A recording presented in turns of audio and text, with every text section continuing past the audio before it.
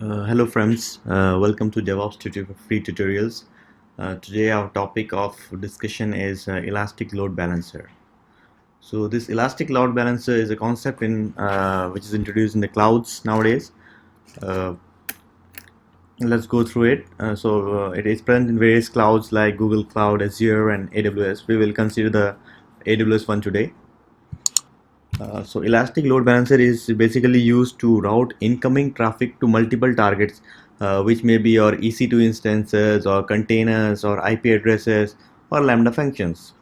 Now there are basically three types of ELB in AWS. That is ALB, application load balancer, NLP, network load balancer, and C, which is the basic, the previous or legacy one, and the classic load balancer.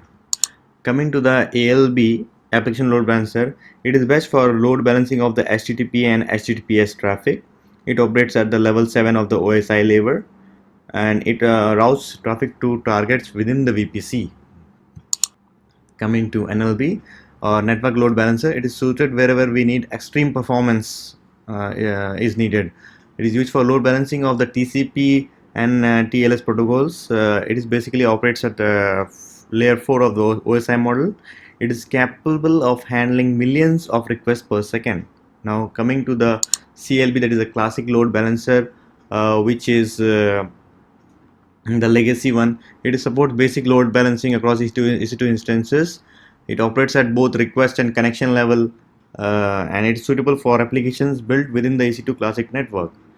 It also supports the sticky sessions for the applications. Now here the sticky sessions means, suppose in a load balancing solution where we have web servers and other those things, and particular request is sent for a particular session, then the same physical machine will be served for the further requests for the existing sessions. So hope this is clear. Let's move on to elastic load balancer, and here we can get this page and we can see the comparison which is done by the AWS for the various features for the application load balancer, network load balancer and the classic load balancer. So we can see what all are the metrics here, and what all applications it is supported by the various application load balancer, network load balancer and classic load balancer. So we can go through this page itself for comparison.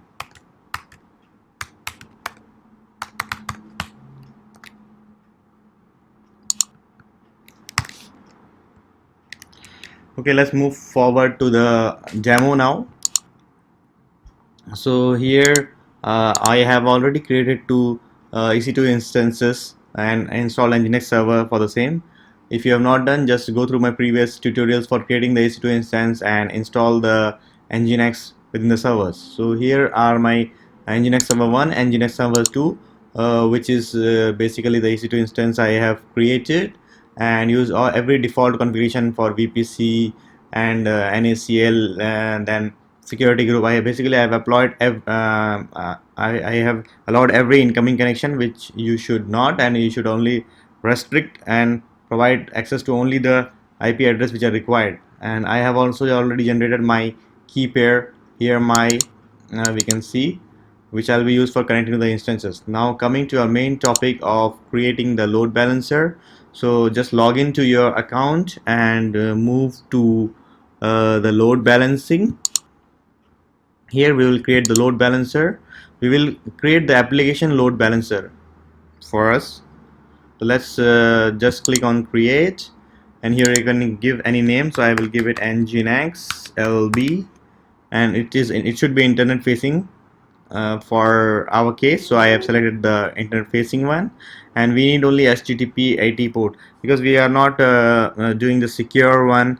We are just doing for the demo, so 80 should be fine. So otherwise, if you need to have the SSL and make it secure HTTPS, we can use we can add the one more listener here, HTTPS, and add 443 port here. Now availability zone, it is important that for the load balancer that you have both the instances in separate availability zone. Like one of my instance is in availability zone A, the other one is availability zone B. So you should cover both the availability zone, at least two, for the load balancer configuration, we need at least two availability zones. So I have used the default VPC here. I'll check the both the availability zone here. I'll assign the tags, that is the name to the servers, name to the load balancer.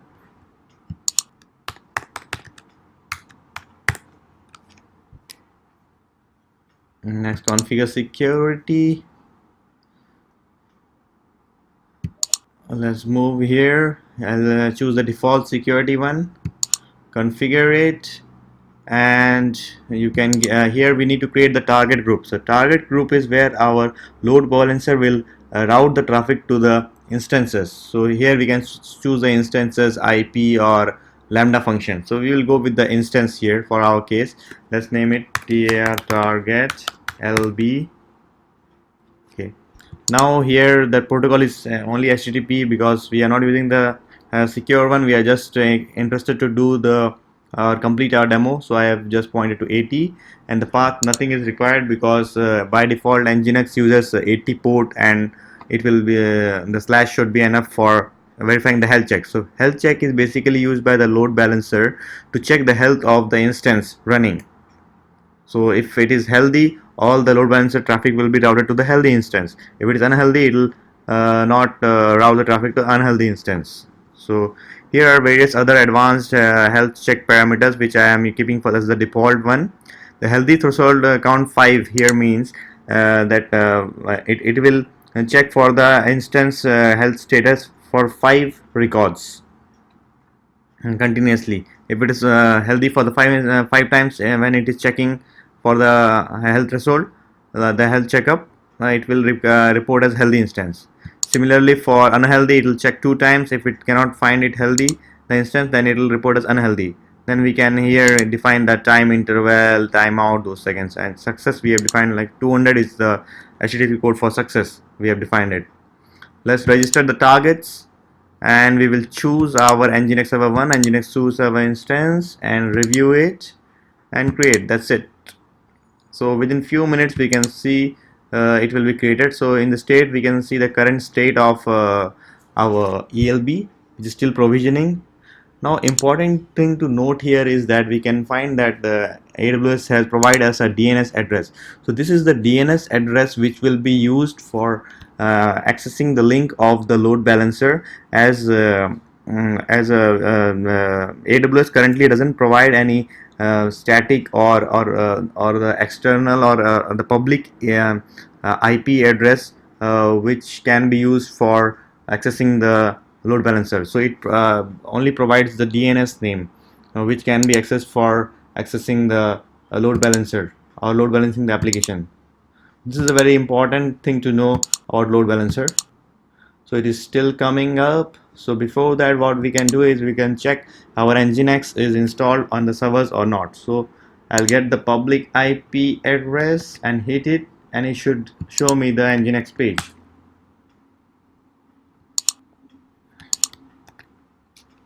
Seems it didn't copy.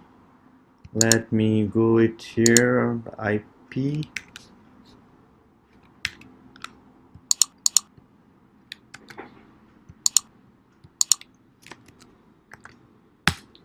Okay, so the first server we can see the Nginx is installed on the Amazon Linux AMI. Let's check the next one.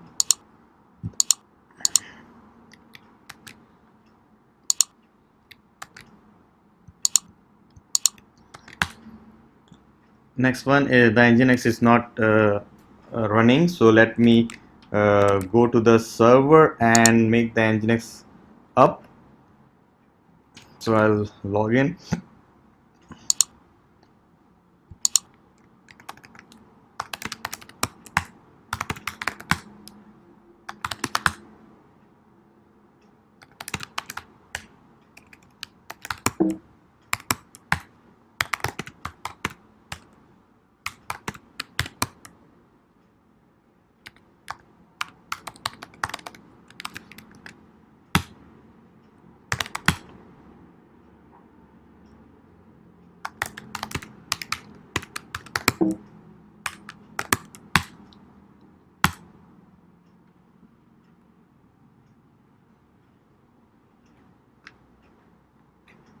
Okay, seems the security group here is having some issue.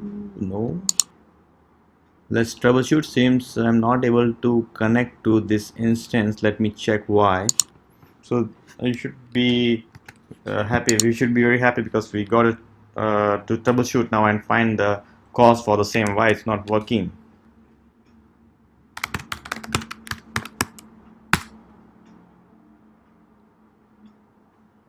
Okay.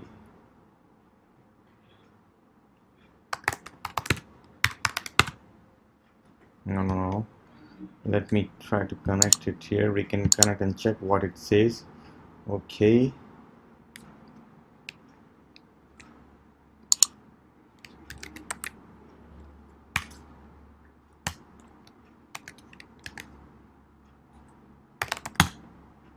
Okay. So we can, as we see, we are already connected now. Let me make the Nginx server up. So we will use sudo servse nginx start start. Okay, so the Nginx has started. Let's refresh the page and we see the, so we have troubleshooted and find the cause. The Nginx server was not up, so it's up now. Let's move on to our main topic, that is the load balancer. Now let's check the state. So we can see the state as active. Let's grab the DNS of Nginx and hit it.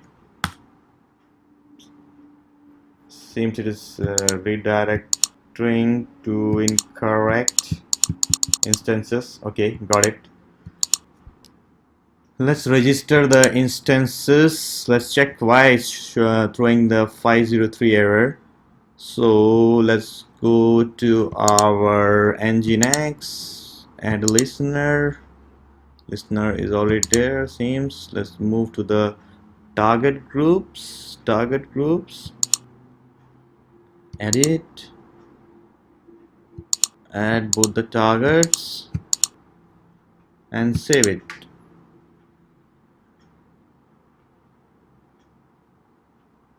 Okay, let's see now. Still unavailable.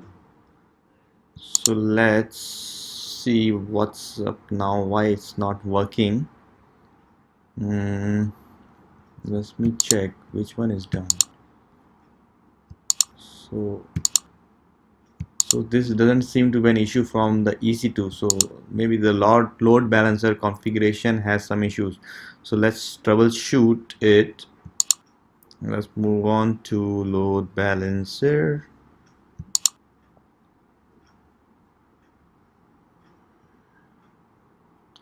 Where's the load balancer? Load balancer,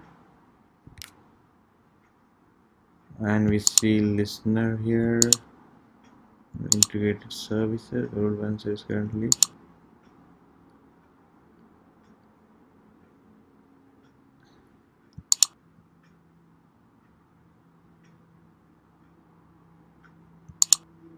everything is allowed. Listener here, monitoring integrated service, no. Let's move on to target groups. Target group is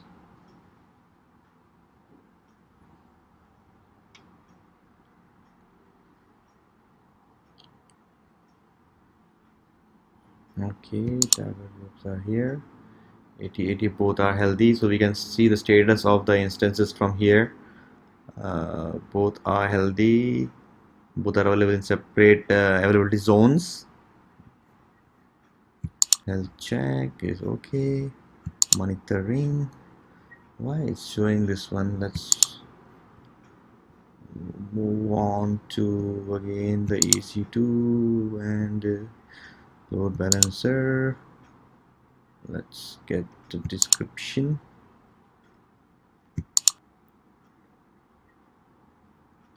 Hit it again. Okay, maybe it seems the server was the load balancer was still provisioning and it was little bit slow, seems, though it's rarely found.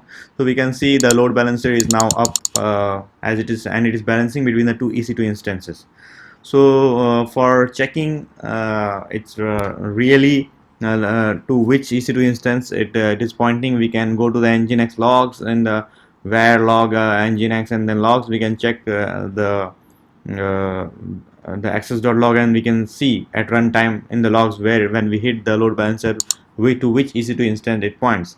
But let's do something different and verify whether it works or not.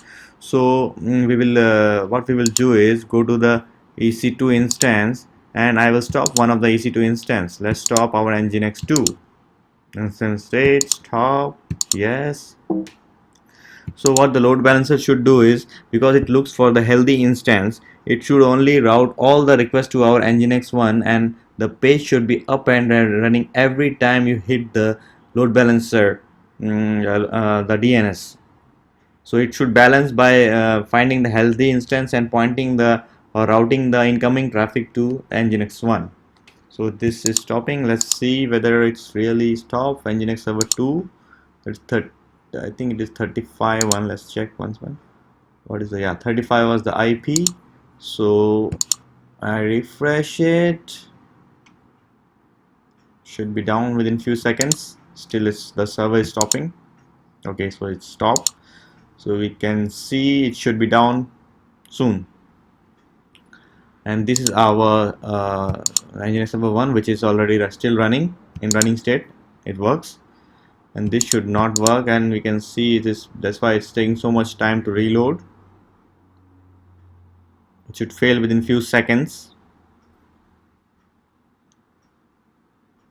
In the meantime, we will hit the same Nginx. See, so quickly it returns everything is working, everything is working. Every time you hit, it will show the Nginx page. So let's do one thing. We will not hit it from here. We'll hit in a new page. So we can see the Nginx server is down. It's not coming up as I hit the IP address of Nginx server 2 independently, and it's not able to connect. We can see it's connecting, and the page is not coming up. So this is that's it for the load balancer. We can see because this is our DNS, and if I hit again, it never points to the unhealthy instance. So we can also check from the load balancer here the status of the healthy instances. Just go to load target groups and health check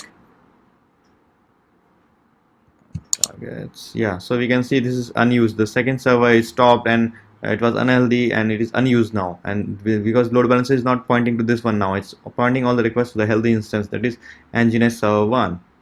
So we can see this is also down. Okay, thanks guys. Thanks for watching the tutorial. Keep watching and keep learning.